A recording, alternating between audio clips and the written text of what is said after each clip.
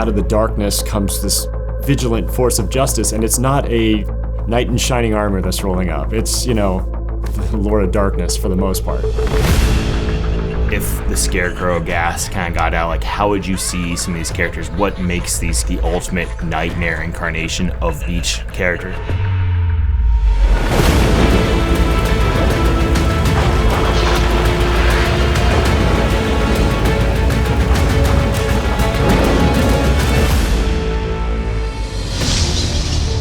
The angle that we were going for, especially with the two characters that we're leading this project with, is how does Batman see himself, in that vigilante enforcer of justice? How do the criminals sort of see him? In this particular case, the sort of demonic, vampiric, dark entity perspective. The Batman is like a bat creature. We want it so when you see him from a distance, when you see him sitting on your shelf like 15, 20 feet away, you're like, oh, it's Batman. But as you get closer and closer, it's revealed it's not a guy in a suit, it's not his cape, it's a bat creature. Simon Lee did a cool exploration of what the character could be. And then when it got to me, David told me I had the freedom to actually, take that and massage it and actually be a little creative and put everything together. So it was a pretty awesome experience to work with those guys and come up with something unique.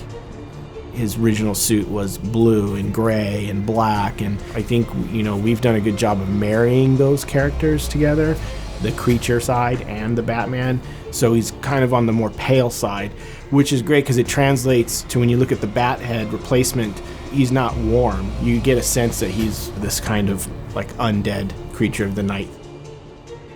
Batman just has such a diverse group of characters that can all be based a little bit in a horror. The idea of how these people perceive like the worst version of them. And as horror fans at Sideshow, I think that was the one that made a little more sense, where it matched.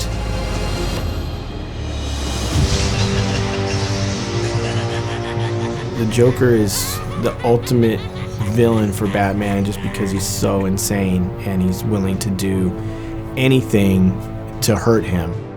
We went less with a monstrous interpretation as sort of the Batman is perceived, and took the insanity and kind of made his entire makeup a sort of tableau of bas-relief Easter eggs of the entirety of the Joker's kind of incarnation.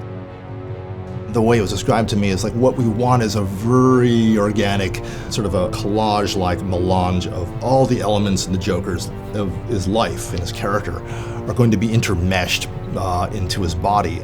What could I really emphasize? What could I really bring to the forefront as far as like resonant imagery, things that would be recognizable and impactful, and still make some kind of bizarre, have some sort of rhyme and reason within the Joker's anatomy as well.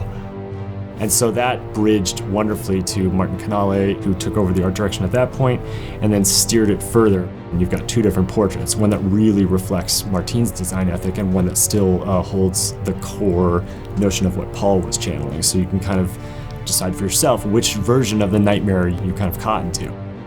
We take the Joker and make him an amalgam of everything Gotham. Like everything that makes the Joker Joker, even Batman, because to me, he is the worst of everything in Gotham.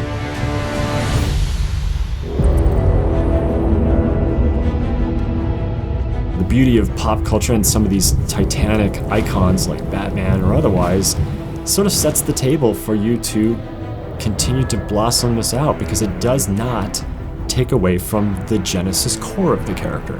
It is cool to take Batman and his long legacy in history and kind of like find the things that we want to bring to this. We have an awesome team here. We got to work with some AAA talent on both these projects, and you just got to see the best come out of all the artists involved in it. I think those two pieces right there are going to be definitely some of the coolest Batman statue pieces to ever be done.